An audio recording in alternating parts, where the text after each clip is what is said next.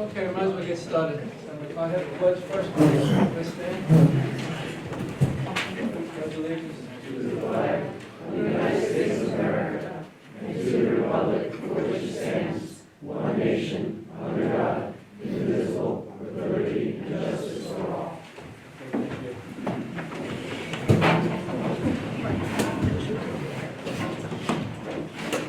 I'd like to welcome everybody tonight to the February Town Board meeting. Just for those of you who are not here, too often. There's Sylvia Santiago, one of our councilpersons, Steve Godetti, another councilperson, Andrew Regenbaum, council, Steve Moreau, council, Kelly Allegra, town clerk, and over here we have Dave Zagon, our town attorney, Mike Weeks, town engineer, Robert Doss, our police chief, and Anthony Feo, our highway superintendent. And unfortunately, I'm George Myers. Okay, listen, the first order of business tonight is the public hearing on a proposed local law 1/2020, a local law to establish a temporary moratorium on all development approvals in the town of New Windsor. So at this point, I'd like to turn it over to Dave Zagon, our town attorney, to make a presentation, and then we'll have some public comment after that. Dave? Hey, good evening, everybody. I'm not really making a presentation at this point anyway. What I'd like to do is just set forth for everybody exactly why it is that we're here, what this local law is about, and give you an idea as to what the rules and procedures are that we'd like to try to follow throughout the course of this hearing. So, having recently started a comprehensive review of issues facing the town, the supervisor and the board asked my office to draft a local law which would impose a temporary moratorium on all development in the town of New Windsor.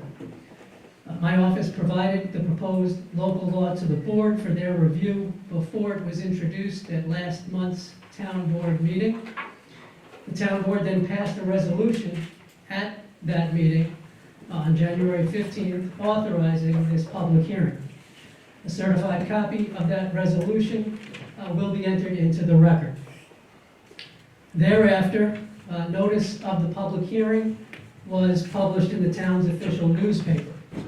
An affidavit of publication regarding that notice will also be entered into the record. I've also provided a copy of the local law to the town clerk, which will be entered into the record as well. The temporary moratorium, as drafted, would initially be in place for 3 months. During that time, the supervisor and the board intend to look deeper into the issues that have given rise to this temporary moratorium and look for ways to seek to address those issues. The most notable issues leading to this action are: 1, capacity constraints at the sewer treatment plant, along with the overall aging and outdated sewer infrastructure.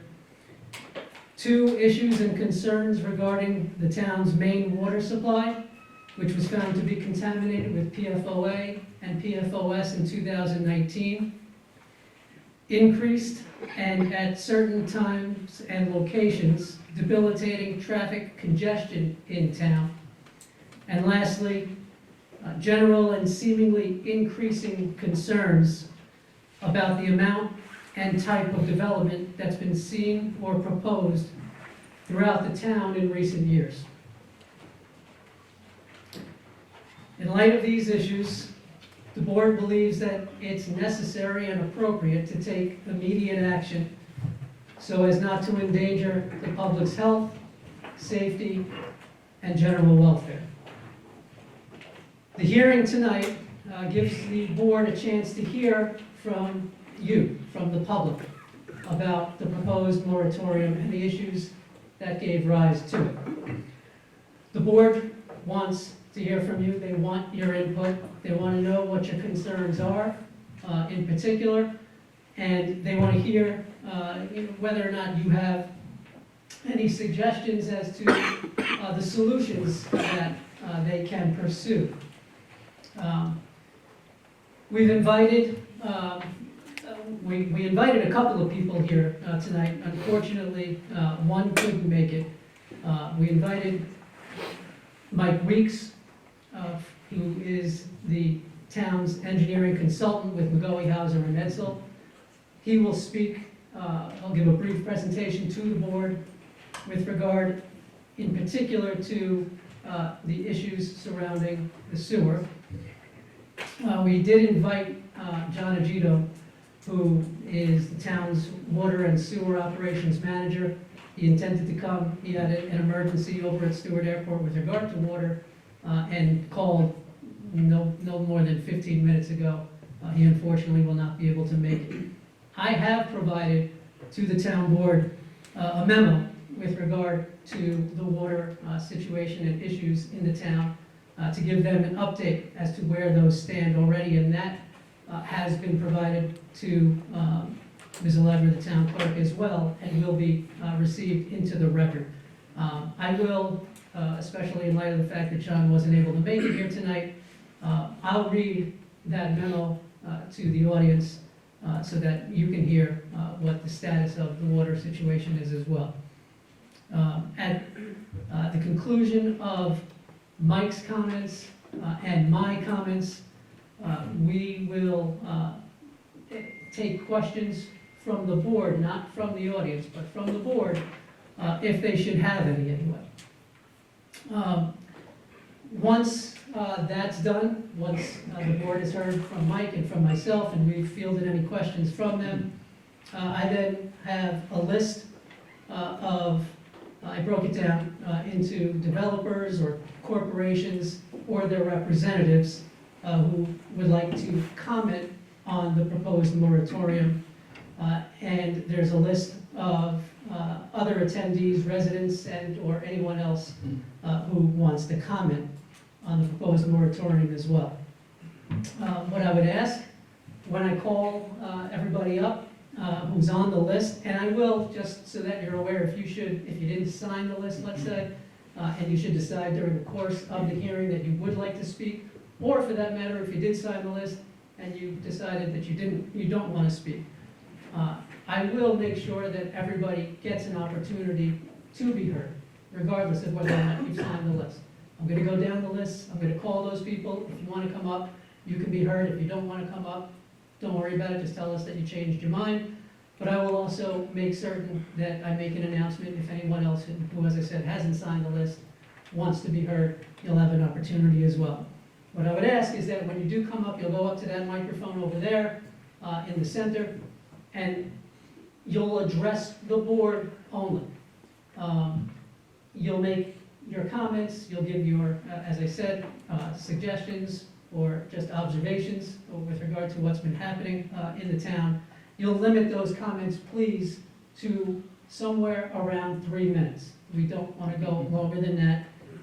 And we just want you to provide your comments. Again, the town board wants to hear from you. They want to hear what your concerns are. They want to hear what your observations are.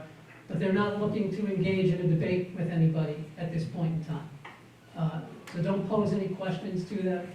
Or if you do, don't, they're not going to be answered. Don't expect that they're going to be answered here tonight. Once everybody has had an opportunity to be heard, I'll then turn things back over to Supervisor Myers. He will close the hearing, and I anticipate that he will entertain a motion this evening to adopt the proposed local law.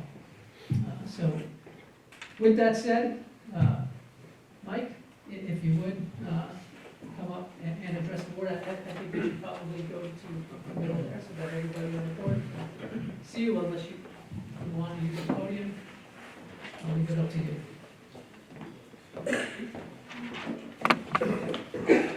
Good evening, everybody. Thanks, Dave. So just as a preface, I guess, with John not here, obviously if the board has questions afterwards about anything to do with your water supply, I wasn't not necessarily prepared, but I'm certainly have enough experience with what's going on in the town to be able to field those questions in addition to Dave. So, David asked me to speak to you generally about the current condition of your infrastructure regarding wastewater.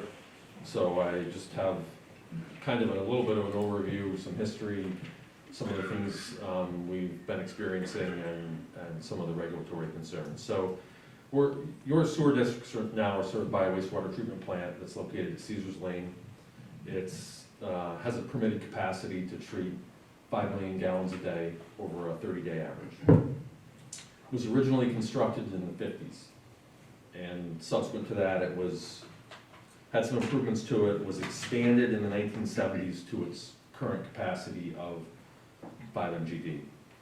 There are many components at the facility that are still the original 1950s construction. Since then, there have been minor maintenance activities conducted at the plant, but no real improvements to enhance treatment or really rehabilitate the facilities from either the 50s or the 70s. So, when we design facilities like this, typically they're designed for a 30-year life. You've got components that are in excess of 60 years in age that are in use daily, treating your town's wastewater. So it's a lot of maintenance and upgrade required. Regarding your current capacity situation at the plant, growth in the town's continued to occur since the 70s, right? Place is a lot different than it used to be. And as I said, there have been no real modifications to the plant. So we've seen an overall increase in sewer flows over the years. And if we look back at the last 6 years or so, in 2014 to 2016, we had 3 months in that 3-year period that exceeded your 5 million gallon a day average flow. And your annual monthly flows during that period were about 3.4 million gallons a day. In the last 3 years, we've had in excess of 15 months in excess of the 5 million gallon a day flow over a monthly average. So nearly half of the months in the last 3 years we've exceeded the rated capacity of the plant. And we've had an annual average flow in those 3 years of 4.9 million gallons a day. So even looking at an annual average, we are approaching the design capacity of the facility. So obviously we're very concerned with this trend of increasing flows and the impact that those increasing flows have on the ability to effectively treat the wastewater. So, certainly continuing to allow further development to connect to the sewer system is going to increase the flows beyond what we're already seeing and decrease the ability of the treatment plant to effectively treat the wastewater. So the development moratorium that's proposed at this point is going to afford some time to really evaluate what these impacts may be. So regulatory requirements and what we're doing right now, what we've been doing. The town has been under I'll call it a long-standing order on consent with New York State DEC. It goes back several years, and one of the components of that consent order was related to excessive flows and controlling inflow and infiltration. We have, associated with that consent order, the town has done I'm going to say 3 or 4 flow management plans over probably the last 10-year period. The flow management plan is required to evaluate the flows and look at ways of mitigating the flows to keep the plant within its permitted limits. We currently are in the process of doing an I&I study. We received last year about $100,000 grant from New York State DEC to do an I&I study, which is I&I's inflow and infiltration. So that is basically rainwater, stormwater, groundwater that is infiltrating into the stormwater system, not sewage flows, and we're treating that stormwater. So one of the obvious things we can do is to try to mitigate that I&I to free up capacity And that's one of the things we're in the middle of doing that study now. That study will result in hopefully identifying some relatively easy corrective actions, which then can be implemented over the next 1 to 3 years. We also, about 2 years ago, the town got a renewed speedies permit for the treatment plant. The speedies permit basically identifies what the allowable sewage flows are and what the required treatment limits of the flow of the treated effluent is. That new speedies permit has at least 3 new effluent parameters that the plant has to treat for, and this treatment plant in its current state is not capable of treating to these new standards. So we are in the process of what's called in the permanent schedule of compliance, where we have a time frame that the town is allowed to study, design, and then construct improvements necessary to meet these new standards. So we are in the early phases of that process, and there's some fairly significant upgrades that are going to be required to meet these new standards. So I guess in closing, if we continue to have these flows increasing, whether it's from development or from I&I, then we certainly risk additional consent issues with New York State DEC, additional violations. So it's really critical that these things be brought into check and proper planning and improvements done to deal with it. All right, thanks. Thank you, Mike. Yep. Quickly, before I talk about water, I just want to supplement Mike's comments real quick about the sewer issues. First of all, while there's much focus here tonight on the deficiencies of the town's sewer infrastructure and facilities, I'd be remiss not to highlight the fact that John Agito, who I mentioned before, is our water and sewer plant operator, and his people from KMO, and Mike and his team from McGoey, Hauser, and Edsel. They've all been integral in keeping any problems that are related to the sewer and the water problems from devastating the town up to this point. So, Mike, I would commend you and everyone else at McGoey, Hauser, and Edsel, and I'll pass that along to John as well when I see him probably tomorrow. With that said, there's only so much that they can do. Mike gave you some of the history of the sewer treatment plant. He highlighted its current capacity of 5 million gallons a day and the increasing number of months that we have been exceeding that capacity. He told you that any new development, along with the I&I, will increase flow to the plant even more, further impacting the effectiveness of the plant. What he didn't tell you, and I just wanted to highlight for you real quick, again before I address the water issue, was the amount of capacity in the development pipeline. I created a chart that was provided to you, everyone as members of the board, and that has been received into the record as well before the hearing. It shows that with the future committed capacity that is for certain not affected by the proposed moratorium, average daily flows are going to increase to approximately 5.054 million gallons a day, assuming that the projections are correct anyway as to how much flow those developments might bring to the plant. So we can expect to already exceed the capacity of the plant before any further development is approved.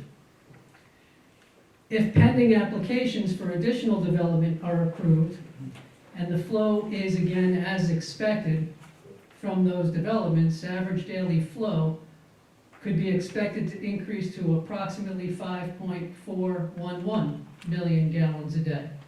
At that point, far exceeding the intended capacity of the sewer treatment plant. With regard to water, as I said, I prepared a memo for the board, and I will read that into the record for the benefit of everybody in the audience as well.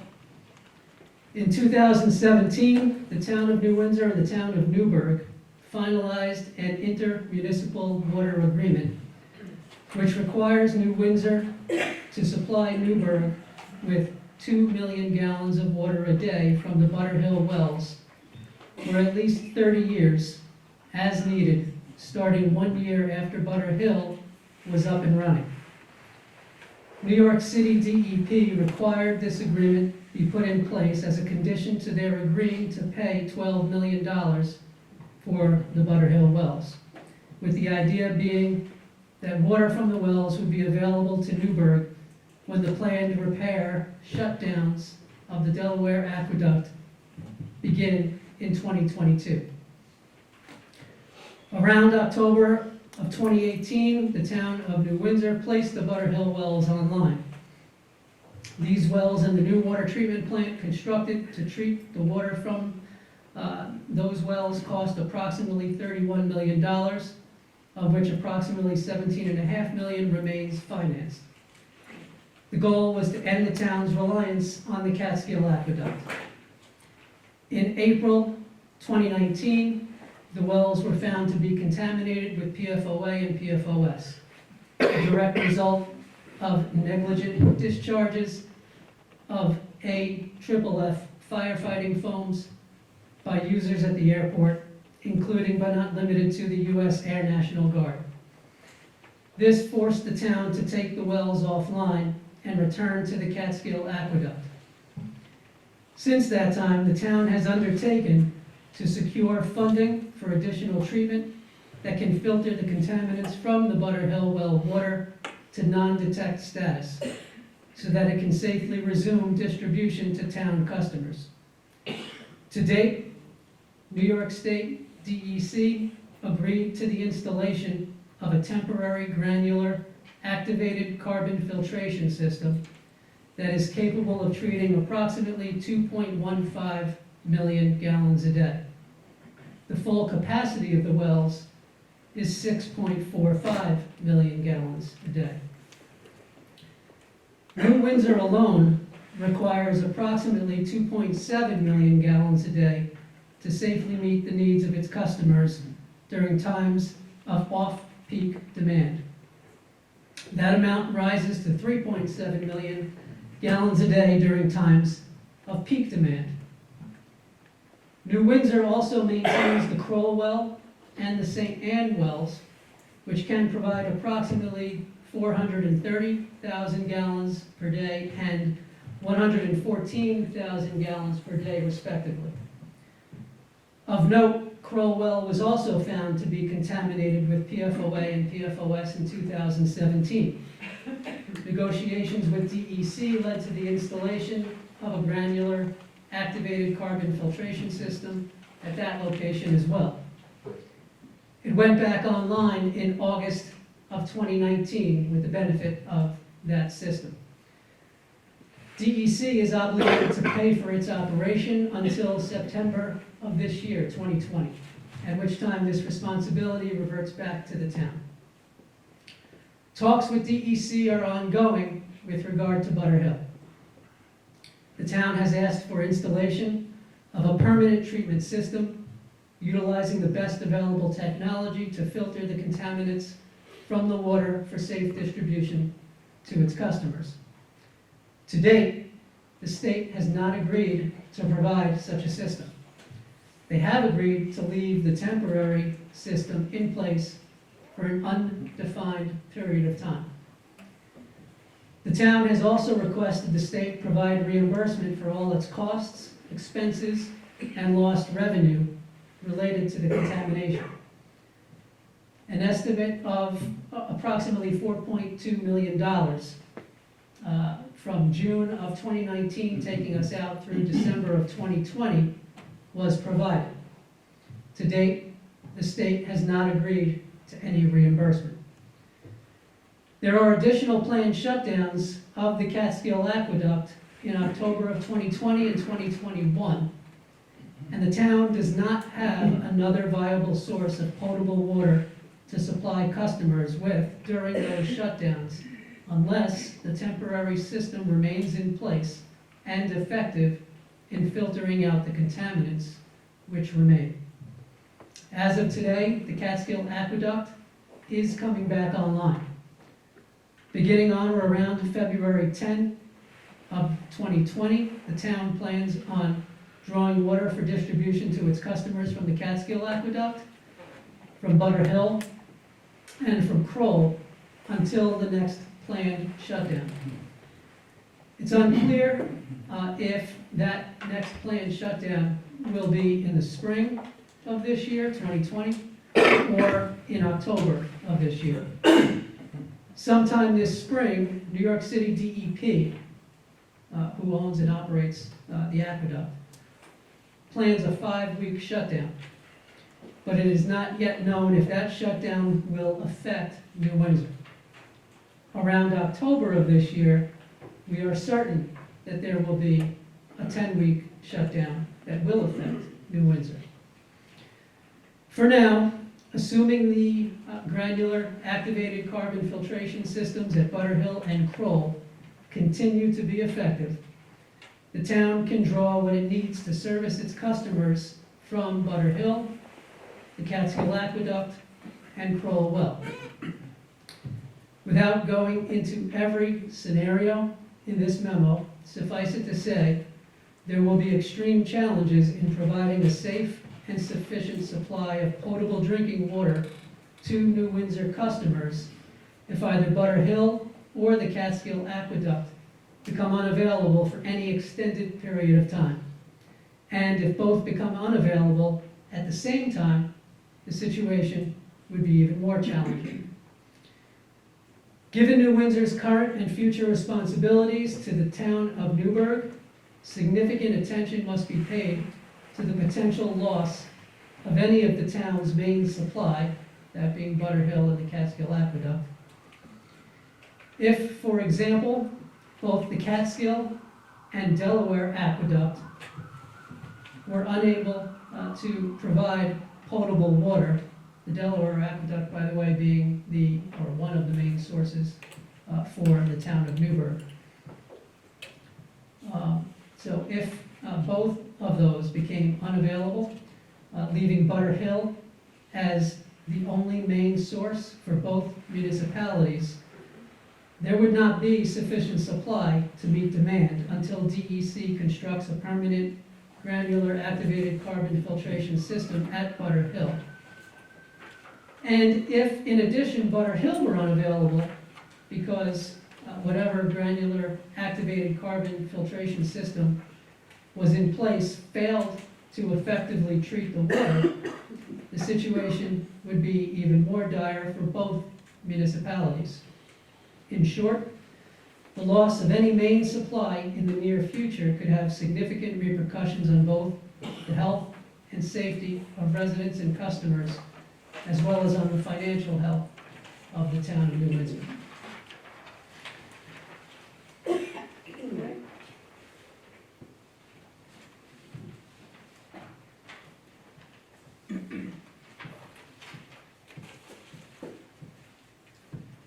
So at this point, I will begin to call people from the lists that we had.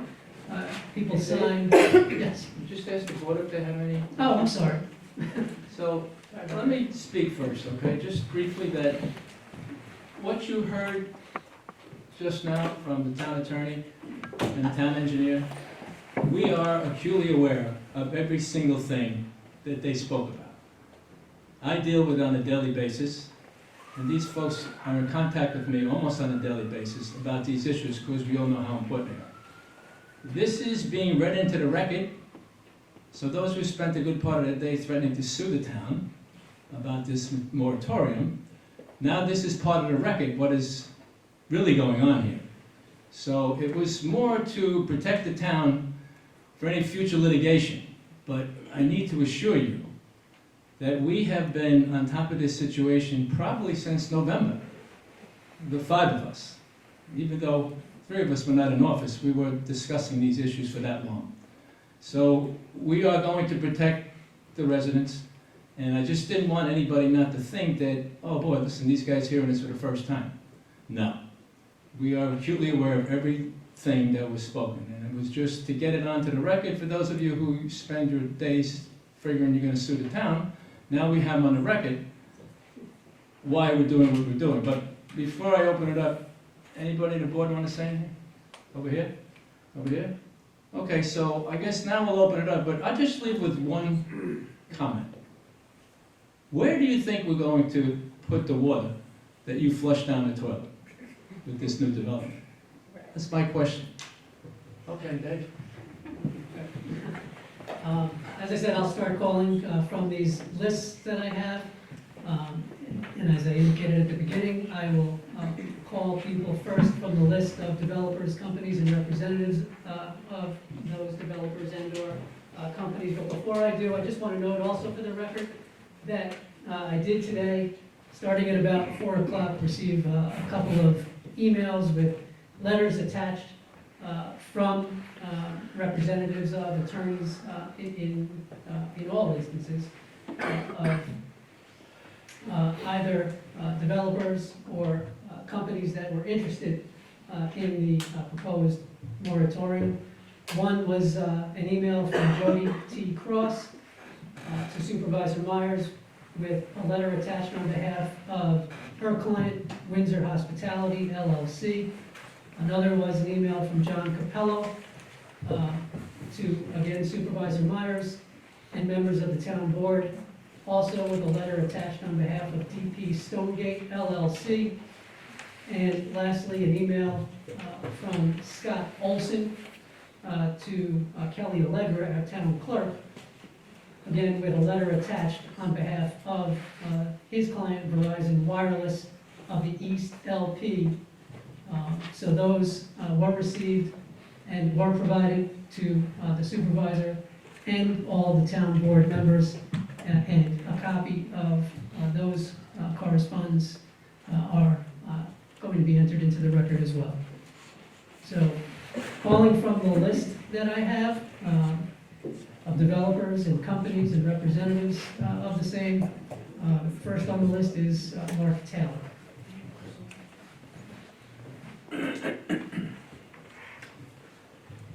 Good evening, Mr. Supervisor, members of the board. I appeared before this board at the January 16th meeting and advised that I was representing Benta Hospitality, which has had an application before the town's planning board for over 2 years for site plan approval for the redevelopment of its restaurant property on Route 300 as a 93-room hotel. And as I advised the board previously, the application proceeded to the planning board's adoption of a resolution authorizing the filing of the final environmental impact statement. Seeker regulations provide for a 30-day period for the adoption of findings. Planning board has not adhered to that deadline. And as I'm sure the board is aware, the planning board met once on November 13th and did not meet in either December or January to proceed with processing of applications before it. Your attorney's presentation emphasized the need for the board to evaluate whether the town's infrastructure is inadequate at this point and there being a potential crisis. He did not review the other stated reason within the local law, which is the potential for the town board to consider rezoning and the adoption of amendments to its comprehensive plan. Certainly, in the case of a police power exercise with respect to infrastructure, the board has broad powers. I would like to note, however, that in the 2-year environmental impact statement process, at the beginning of that process in the DEIS, there was a statement that based on consultations with towns, consulting engineers, and sewer department, that there was a 4.2 million gallon per day treatment usage of the plant. Over the 2 years, there was no notification to our clients, either in the formal EIS process or otherwise, that the capacity of the plant was being used to a greater extent than that. So the 600 plus million capacity usage per day was not something that our client was made aware of. And certainly it invested substantially in the application process without knowledge that town has issues. So this came as something of a shock to it. Okay, Lucy, let's start to wrap it up here, 4 minutes. My apologies. That's okay. 2 points I want to raise. One is the extension process. I would ask that the board, rather than extending the process simply by resolution, do conduct public hearings before adopting any extension of the process. Per se, the purpose of the local law is to evaluate. Certainly finding that there is in fact a crisis would be appropriate for an extension, but that would warrant a public hearing because your evaluation would have been needed. You'd be making an extension based on the finding that there is a crisis. Secondly, with respect to the exemptions, I do note that there is an exemption for subdivisions which have reached completion of the secret process. That same exemption is not extended to other projects. So hypothetically, you could have a 200-unit residential subdivision which was entitled to an exemption, but a 100-unit apartment complex or hotel providing transient occupancy which did not qualify for the exemption. It's treating Okay, property that's- owners differently. That's, yeah. Thank you, sir. Who's next? Anthony Morando. Good evening. My name is Anthony Mirando. I'm an attorney here on behalf of Central Hudson Gas and Electric. I will be very brief. Thank you. With the sole point being to state that we appreciate the town board's recognition of the importance of an essential service public utility like Central Hudson to be able to continue to maintain, upgrade, and replace infrastructure within right-of-ways and on private land in the town. So we do appreciate that exclusion has been identified in the moratorium law going forward. Thank you very much. Thank you. Jody Cross.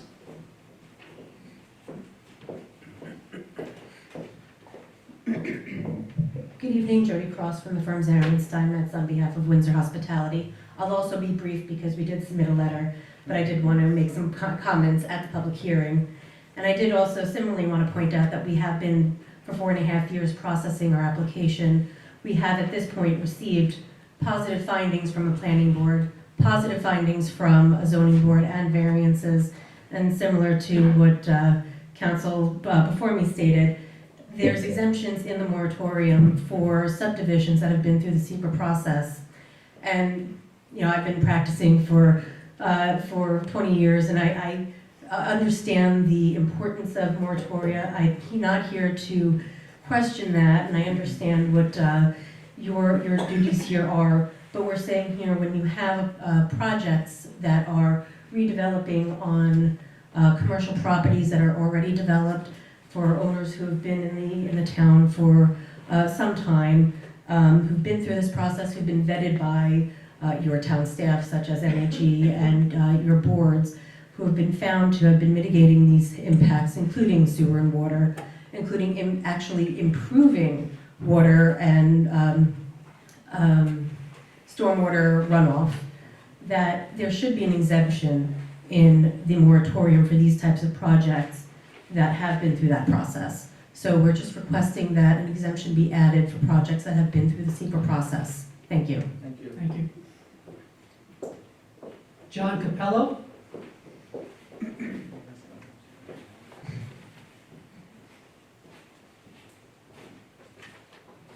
Good evening, my name is John Capello, I'm with Jacobitz and Gubitz, and I'm here on behalf of DP Stonegate LLC. I also submitted a letter. I don't necessarily want to repeat everything, but I would want to put before the board. We have been before your planning board and before the town board for over 17 months. The same thing, our application has been reviewed, it's been vetted. We believe not only developers, DP has purchased the land, has worked with the town to address and help alleviate an issue related to your water service, and can be part of the solution. A lot of what you talked about today was about issues with your infrastructure that are going to exist whether there's development or not. So incorporating new development, incorporating new ratables, incorporating new options into those solutions would be the way to move. These developments are not going to hook up tomorrow. They can be part of how you fund, how you help, how you address these problems, rather than be an enemy threatening to sue. I will protect my client's rights, and I will have to write letters, just as you have to create a record. We have to create a record, but what we have been here for, what we have been doing for the last 17 months, has been working with the town to address those exact issues you have raised. And also, if you look at your editorial and your record, and the record is either today, yesterday, or today, regarding the need for diverse housing solutions. We are having a brain drain in the loss of youth and loss of opportunities for empty nesters to live in our community. So a diverse community is very important, and it shouldn't just be thrown out in, with the bath water, because everybody needs to flush a toilet, everybody wants to flush a toilet, everybody wants to drink clean water. There's not a developer here that wants to degrade your water system. There's not a developer here that doesn't want to be able to flush a toilet without backing it up. So the developers can be part of your solution, but I think it should be allowed to proceed, allowed to be incorporated in that design, to continue to work with the same engineering firm we have been working for over the last 17 months to address these situations, and not just put a stop and create the animosity. So with that, I would ask that you would exempt pending applications from the moratorium and potentially include them in the discussion to solve your problems. Thank you, John. Thank you. All right, that's everybody that I have on the list for developers, companies, and representatives of those entities. Is there anybody else that is either a developer or represents a company or corporation? I'm going to get to the list with regard to residents and other attendees here, but I just want to see, are you, okay? You want to come up and speak? Apologize for your name when the list was finalized here. Oh, I'd like to approach the board and thank you for this opportunity to present. no. Just tell us My who name is you are. Bryce Meeker with Element Carbon, Hudson Valley. Okay. I'd like to start out, I can understand that in the light of the environmental contamination and wastewater issues that the town is facing, that we understand a moratorium on new developments and impact those problems does make sense. We understand these issues mainly because we deal with PFAS and PFOS, the 25 different varieties that the New York State tests for right now, mainly because our process remediates that from the material we process. But also because our carbon fertilizer product that we produce helps absorb that material in the soils and keep it from getting into groundwater to begin with. So we believe we can come to the table and offer quite a bit of background information and some solutions to the board that might help this out.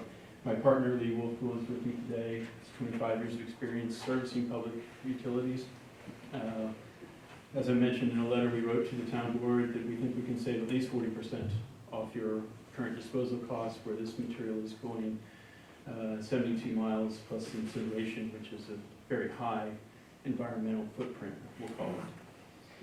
But furthermore, I think we've worked with several utilities in the past, and I think there's some real opportunities in savings. If you're looking at an upgraded facility, because of our facility, there could be some real savings on the infrastructure development you may have. So we just like to extend olive branch, I guess. We'd like to just speak about some of these issues with the board and weigh in some input, because I think we can help with the situation. And that's all I'd like to say today. All right, thank you. Thank you. Any other developers or companies or representatives of either a developer or a company? If any of you are out here, do you want to speak? I know with regard to.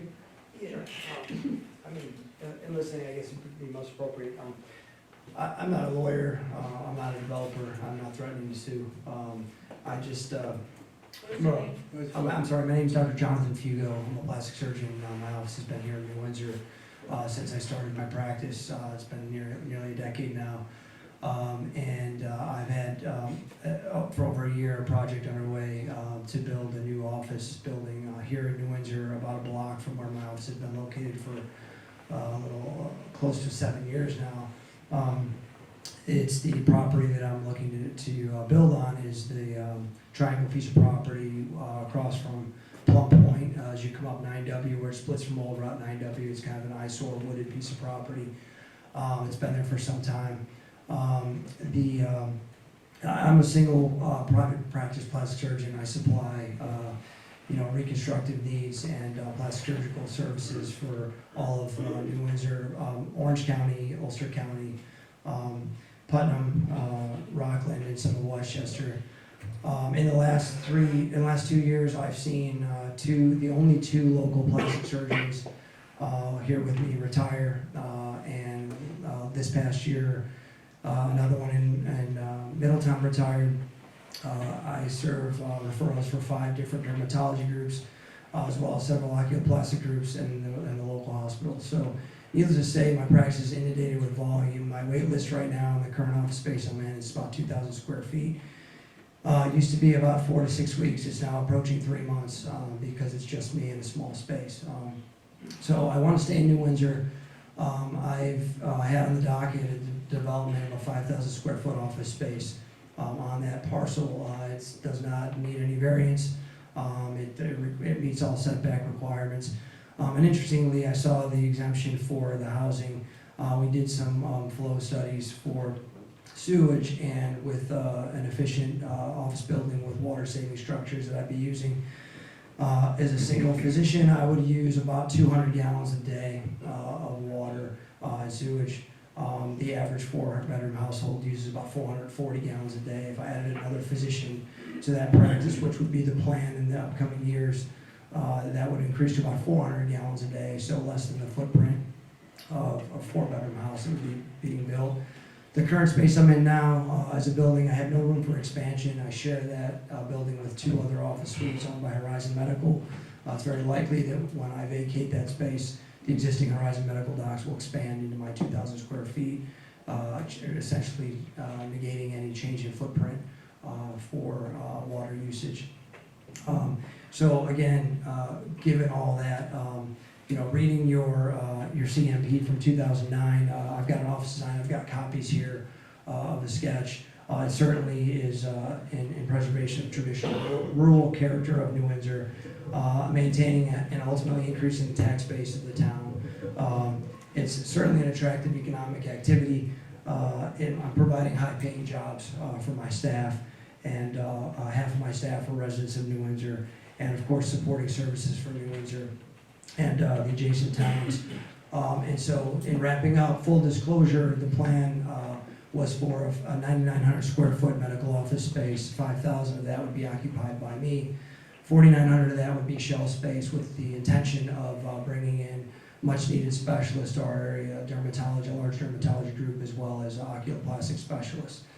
That said, if it's the difference between me being able to get the office space that I need for my own personal practice, I can certainly alter that plan and go with just a 5,000 square foot space, which is what I physically need for my practice to continue to provide the services that it does, and, you know, forego the additional 4,900 square feet that would be for future use, if it makes the difference. With the 3-month moratorium, unfortunately, my timeline, been working on this for over a year. I am out of my lease in March of 2022, which is exactly when I plan to have occupancy for the new building with the timeline that I have, which means I have to physically break ground no later than October of this year, and that's really pushing the timeline. So for me, a 3-month moratorium would kill the plan for my office space, and unfortunately, I wouldn't have any other alternative but to move the practice outside of the town of New Windsor and develop in a space that I can get the square footage that I need to continue to practice in the capacity that I do. Okay, Thank you very much. thank you. Thank you.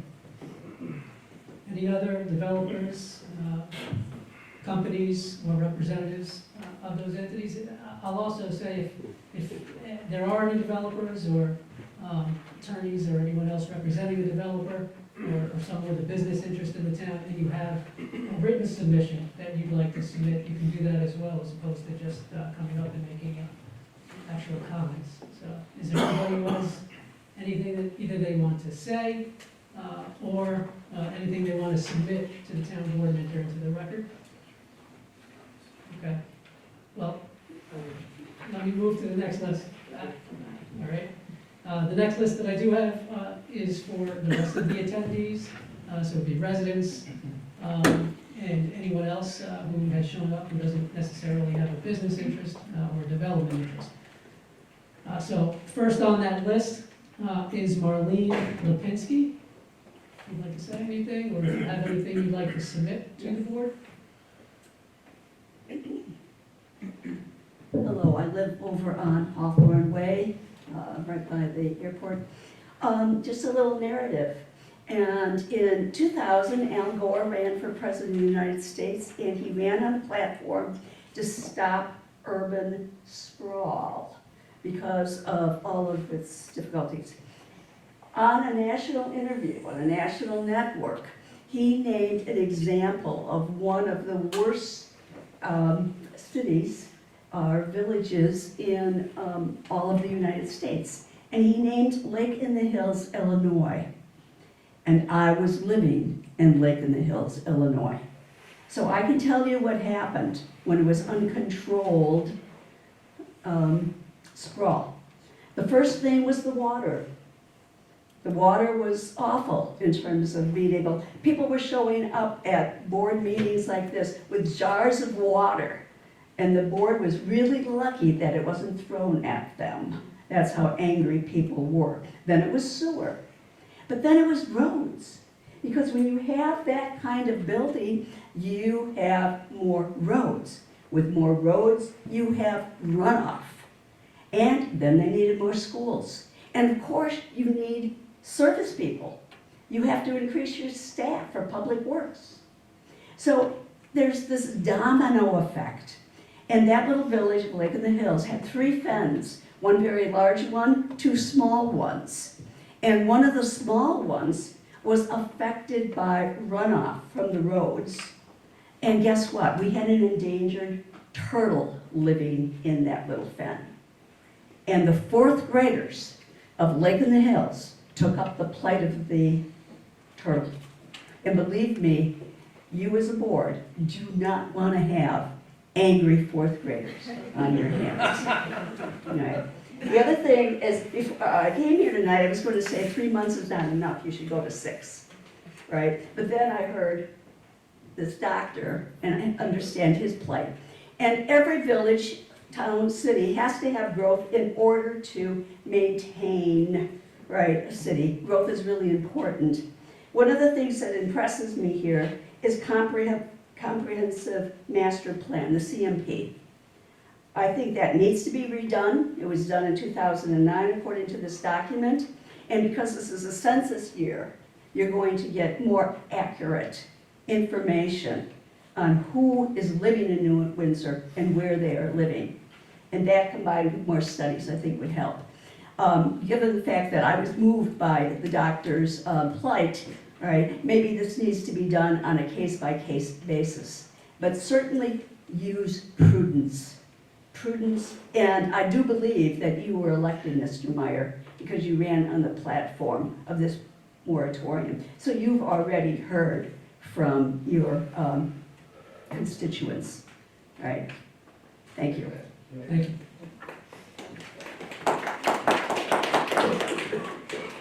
If I mispronounce anybody's name, by the way, I apologize, but Karen Simon Leff, Good job. did I get it? Yeah. I also live in the Grove, and I wanted to speak with you. I'm very much in favor of this moratorium, and I hope you'll extend it even. Those of us who live in the Grove, if you know, we're living above the airport. We've got like this one road that comes this way, another road that comes the other way. What is it? Hudson Valley Road. And along that road, along Hudson Valley Road and around and totally encircling our neighborhood, there are 7 large signs selling acreage, huge acreage. So if every one of those areas gets built, if every one of those Simone development parcels happen, we will be choked. They'll only be our little community, totally surrounded by whatever is gonna be built there. You know, and the water thing notwithstanding, that's a huge problem, but there's also wildlife. And there are these ponds, and there are these beautiful little creeks. And what makes that area so beautiful is that there wasn't development. You know, the only thing that was there was the old Air Force Officers Club. And now this company has moved in. They're across the street from me. You know, so now this frightens me. That this company is moved in. It's very nice. They're taking over the building, but they're taking over everything. The plan is to take over everything. And so I hope that while in the midst of this moratorium, that you consider us, this little neighborhood that nobody knows is there unless you actually are going to see somebody who lives in that neighborhood. That you consider us when you're thinking about all of these issues. Okay, thank you. Thank you. Thank you. Dave Nunnally?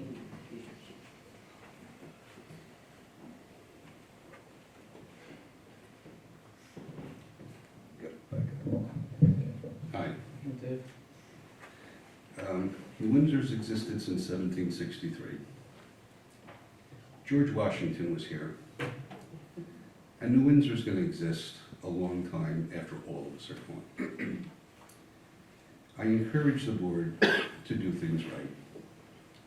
A moratorium is not a forever thing. It's a temporary thing. It gives us a chance to step back, take a look at things, assess what's going on, get all our ducks in a row, see what we want to accomplish in the future, get our plans, and move forward. If we're going to leave a legacy for the people that come after us, I would like us to do it right. A real quick story. When the Walmart Supercenter went in, they wanted to know, and there was a big hoop-de-doo about this, about where the bathrooms were going to be placed, the Walmart Supercenter, if they were going to go to New Windsor or to Newburgh. If you go into Walmart and you go into the men's room, there's one toilet and 2 urinals and 1 sink. I've never been in the women's room, so I guess there's about 2 toilets in there. And I'm guessing, and 2 sinks. So there's 3 toilets altogether.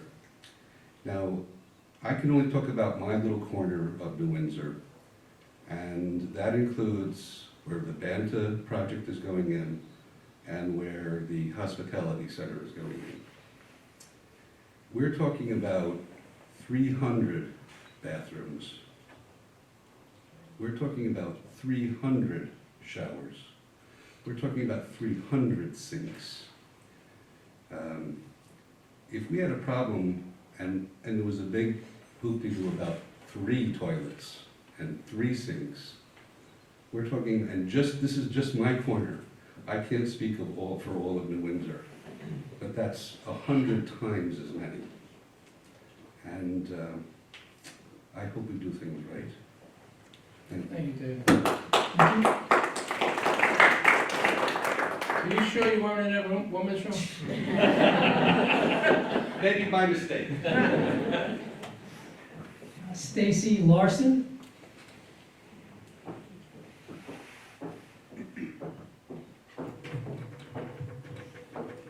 Good evening. Thank you for the opportunity to speak.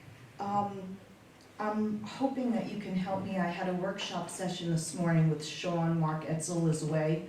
For the past year, I've been in the process of subdividing a piece of property that I own, Station Road, near the Blooming Grove boundary line. I have 14 acres.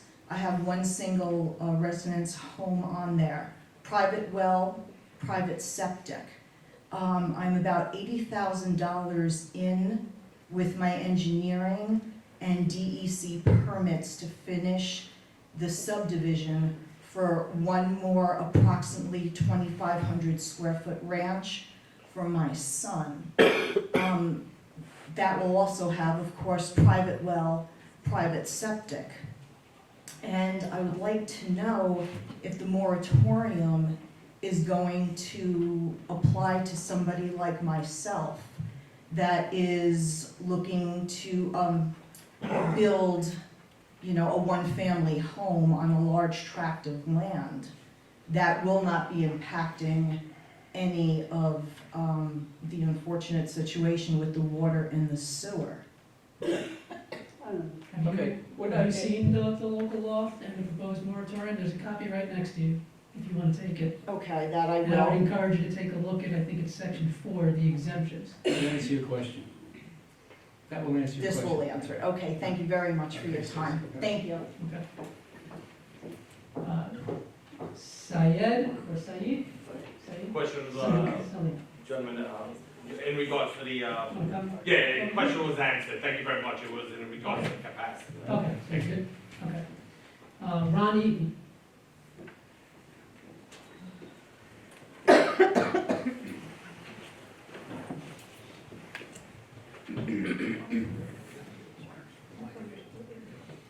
Good evening. Thank you for having us here. It's very much appreciated. I think our biggest concern, and why a lot of us were asking for a moratorium, was a very simple thing. We have a lot of development going on throughout various regions, and particularly outside of the town of Windsor, the actual town itself. The town itself was having a lot of problems. I heard tonight you talked about the water and the sewage. And it seems to me, I recall, we put about $4.2 million or so in bonds in the last 4 years that were supposed to be correcting these problems, but I may be wrong on that, but I do recall there were 2 separate bonds that were issued. And I don't know why the problem wasn't solved then. And unfortunately, it's only a year left. But going forward, our issue is, we've asked the planning board, the zoning board listened, we've asked the planning board to connect the dots. How much traffic is involved? How much water damage is going to be involved? Is there going to be damage to the septic and going into water systems? And it's not just a case I've come involved with, but it's Apple Ridge, it's, you know, Stonegate, it's how does that impact the local environment as well as the amount of traffic going onto the roads? And we've never really connected those dots. And this is what happens when we don't connect the dots. You have ongoing growth and expansion till we overwhelm the system. And it all sounded great for 6 or 7 years. Awards were being given, but the fact of the matter is, there was an underlying problem that continued on. And so we asked the board this time, please do go forward with the moratorium. Take the time to understand how all of these projects interact and impact this community, not just locally in the little regions, but as the whole community. That's what we elected you for, and that's what we pray you'll do. Thank you. Thank you.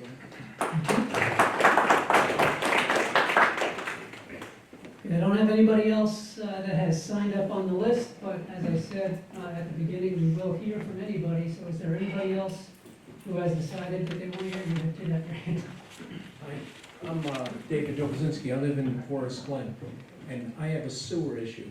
I can't flush my toilet because we haven't had water for a couple hours today.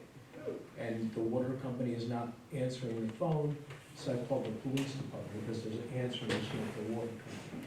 So I think we need to address that, and maybe we should have something online when the water is shut off that we can keep checking, because I keep texting my son, we still have no water. Yeah, I'll speak to that after this, okay? I'm well aware of it. Anybody else? No? Okay. So there is nobody? Supervisor Myers? Chair will entertain a motion, town board, town of Windsor, close the public hearing regarding adoption of local law number 1/2020 entitled Local Law to Establish a Temporary Moratorium on All Development Approvals in the Town of Windsor. Move. Second. Roll call. Councilman Regenbaum? Yes. Councilman Moreau? Yes. Councilman Bezzetti? Yes. Councilwoman Santiago? Yes. And Supervisor Myers? Yes. Hearing no objection, town board, town of Windsor, received and filed reply pursuant to New York State GML Section 239-1 from Orange County Department of Law regarding the adoption of local law number 1/2020 entitled Local Law to Establish a Temporary Moratorium on All Development Approvals in the Town of Windsor. We had to send something to the county, and they replied that it was okay for us to go ahead with this public hearing.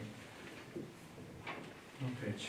Chair will entertain a motion, town board, town of Windsor, in accordance with the New York State Constitution, Article 9, Section 2C, Municipal Home Rule Law, Section 10, and the resolution annexed hereto, does hereby adopt local law number 2020 entitled "A Local Law to Establish a Temporary Moratorium on All Development in the Town of Windsor," and direct the town clerk to publish same pursuant to applicable law. Move. Second. Roll call. Councilman Regenbaum? Yes. Councilman Moreau? Yes. Councilman Bezzetti? Yes. Councilwoman Santiago? Yes. Supervisor Myers? Yes. Okay, so that moratorium has been adopted. So, before I move on to the public comments for agenda items, anybody that wants to leave has heard enough? I'll hold on a minute and get out of here. Take me with you. Only here. Come back.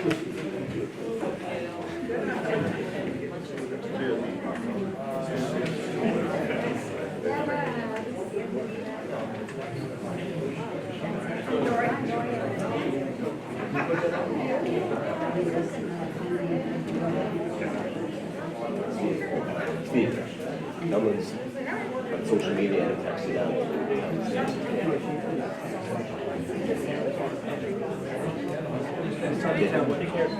I couldn't never hear that.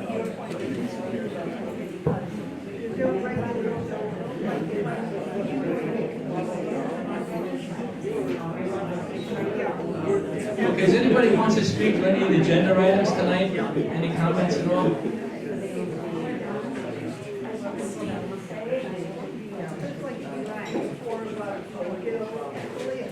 You want to speak? You can go. You want to speak to the agenda items? No. Okay. Okay.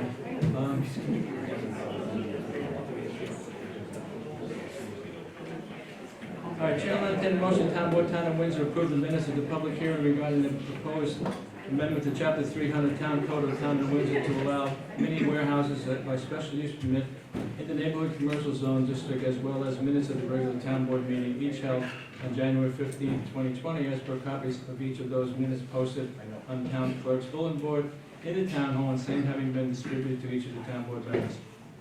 Move. Second. Roll call. Councilman Regenbaum? Yes. Councilman Monroe? Yes. Councilman Detti? Yes. Councilwoman Santiago? Yes. Supervisor Myers? Yes, Chair will entertain a motion, town board, town of Windsor, authorize the establishment of performance bond for public improvements at the Wakefield Windsor Major Subdivision, Phase 2, Planning Board number 1501, in the amount of $631,245.18, plus an inspection fee of $25,249.81, representing 4% of the public improvement bond amount as recommended by McGowan House Etzel Consulting Engineers by correspondence dated 31st January 2020. Move. Second. Roll call. Councilman Regenbaum? Yes. Councilman Monroe? Yes. Councilman Detti? Yes. Councilwoman Santiago? Yes. Supervisor Myers? Yes, just to receive and file. Hearing no objections, town board, town of Windsor, receive and file the attached deed of easement dated December 18, 2019, from Norfolk Southern Railroad Company to town of Windsor, and recorded in the Orange County Clerk's Office on the 26th day of December 2019 in Libra 14676 at page 1785, which provides a permanent easement over railroad properties for the project commonly known as the Lake Street Bridge over the Metro North Railroad Replacement Project. That has to do with the Lake Road Bridge. Here's another one, receive and file. Hearing no objection, town board, town of Windsor, receive and file the attached right-of-way clearance certificate dated January 21st, 2020, which is a confirmation by New York State Department of Transportation that all necessary rights of way have been acquired for the project commonly known as the Lake Road Bridge over the Metro North Railroad Replacement. Another receive and file. Hearing no objection, town board, town of Windsor, hereby receive and file the attached utility work agreement dated August 12, 2019, between New York State Department of Transportation and town of Windsor for the relocation of the town of Windsor water mains within the New York State rights of the way of Route 9W River Road during the New York State Department of Transportation Route 9W Multi-Bridge Rehabilitation Project. Chair will entertain a motion. Town board, town of Windsor, authorize the town clerk to advertise pursuant to law calling for the sealed bids for the pre-demolition asbestos abatement at the microscreen building at the Cecil's Lane wastewater treatment plant, which shall be received and publicly opened on the 27th day of February 2020 at 11 a.m. at the office of the town of Windsor Town Clerk, 555 Union Avenue, in Windsor, New York. Town board of the town of Windsor reserves the right to reject any or all bids. Move. Second. Roll call. Councilman Regenbaum? Yes. Councilman Monroe? Yes. Councilman Detti? Yes. Councilwoman Santiago? Yes. Supervisor Myers? Yes, we had to hire someone special, this asbestos. I, George Myers, Town Supervisor, Town of Windsor, pursuant to Section 42 of the Town Law of the State of New York, hereby appoint Angela Regenbaum to the office of Deputy Supervisor to serve retroactively from January 1st, 2020 to June 30th, 2020. Chair will entertain a motion, Town Board, Town of Windsor, hereby set the salary of Deputy Supervisor Angela Regenbaum at $1,250 retroactive for the period of January 1st, 2020, and including June 30th, 2020 is budgeted for the year 2020. Motion. Move. Second. Roll call. Councilman Regenbaum? Yes. Councilman Monroe? Yes. Councilman Detti? Yes. Councilwoman Santiago? Yes. Supervisor Myers? Yes, Chair will entertain a motion, Town Board, Town of Windsor, receive and set the salary of members of the Assessment Board of Review and $50 per meeting per member for the year 2020. Move. Second. Roll call. Councilman Regenbaum? Yes. Councilman Monroe? Yes. Councilman Detti? Yes. Councilwoman Santiago? Yes. Supervisor Myers? Yes, Chair will entertain a motion. Whereas the Town of Windsor requires certain engineering work performed, namely regular town engineering services, including appearances at planning board meetings, as outlined in the proposal by McGowan Hauser and Etzel Consulting Engineers dated January 28, 2020, and attached here too, an engineering review of submittals and field project reviews for which the town is reimbursed by applicant as outlined in the aforementioned proposal. Now therefore be resolved that the engineering firm of McGowan Hauser Etzel Consulting Engineers, 33 Airport Center Road, Suite 202, New Windsor, New York, be retained as engineers for the town for the year 2020, and compensation according to aforementioned proposal. Motion. Move. Second. Roll call. Councilman Regenbaum? Yes. Councilman Monroe? Yes. Councilman Detti? Yes. Councilwoman Santiago? Yes. Supervisor Myers? Yes, there was a slight increase of about $2 an hour for their work and $4 an hour for their submittals and field project work. Chair will entertain a motion, Town Board, Town of New Windsor, whereas the Town of New Windsor is committed to protecting the health, safety, and welfare of all town employees, eliminating accidents that result from the use of alcohol and illegal drugs, and preserving the high-performance standards of the employees. And whereas the use of alcohol and illicit use of drugs, including prescription drugs, in the workplace, or as it affects the workplace, is strictly prohibited and will not be tolerated.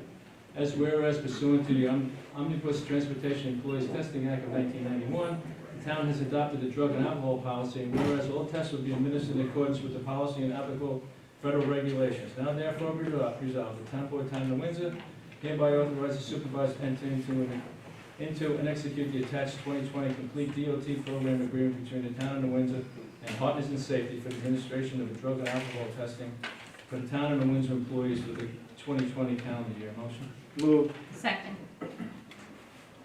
Roll call. Councilman Rainbow? Yes. Councilman Monroe? Yes. Councilman Dedetti? Yes. Councilwoman Santiago? Yes. Supervisor Myers? Yes, any employee operates any equipment whatsoever, mechanical equipment will be subject to this drug testing. Chair will entertain a motion, Town Board, Town of New Windsor,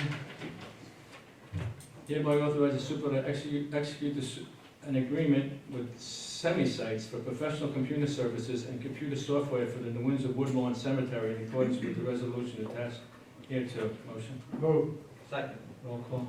Councilman Rainbow? Yes. Councilman Monroe? Yes. Councilman Dedetti? Yes.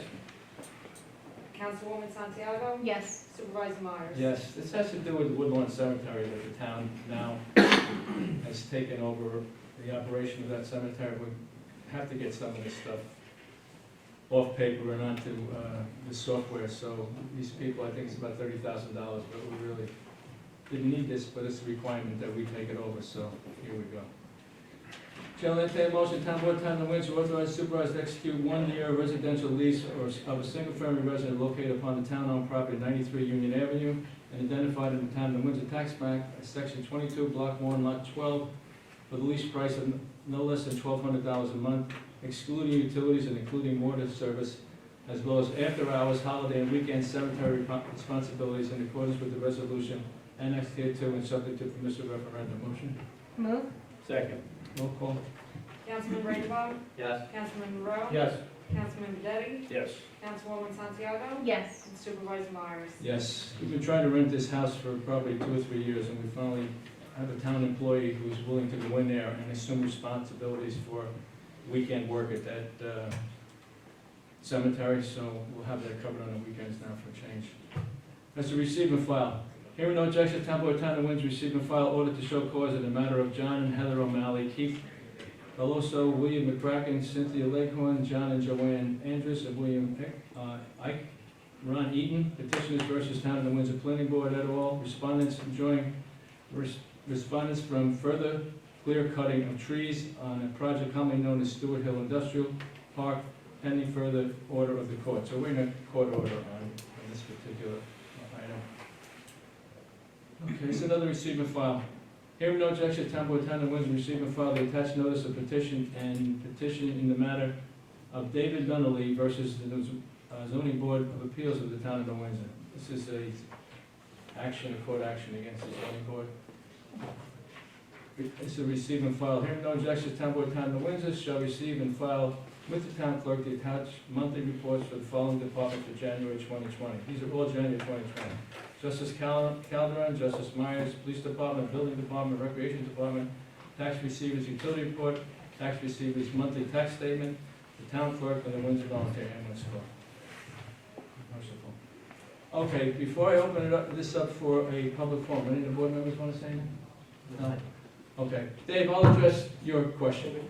This is online now, and what happened this afternoon, we had a leak that we had to go out, and whenever we know we're having a water shutdown, we give some notice. This was an emergency thing that we went out, and when we went out, we put the notice out.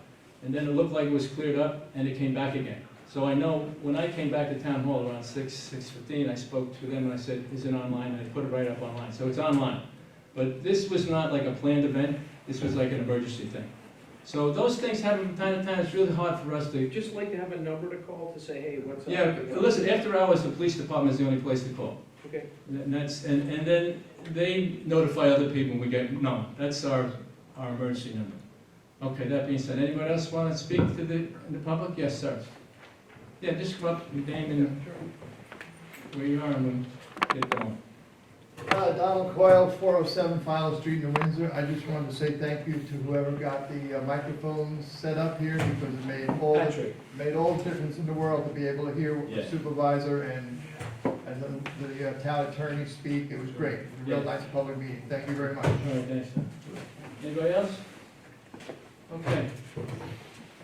Shall I entertain a motion, town board, town of Windsor, close the town board meeting at 8:20 PM. Motion? Move. Second. Roll call. Councilman Regenbaum? Yes. Councilman Moreau? Yes. Councilman Benetti? Yes. Councilwoman Santiago? Yes. And Supervisor Myers? You want to say anything, Betty, before I close this up? Yes. Yes. All right, folks, thank you very much. Thank you.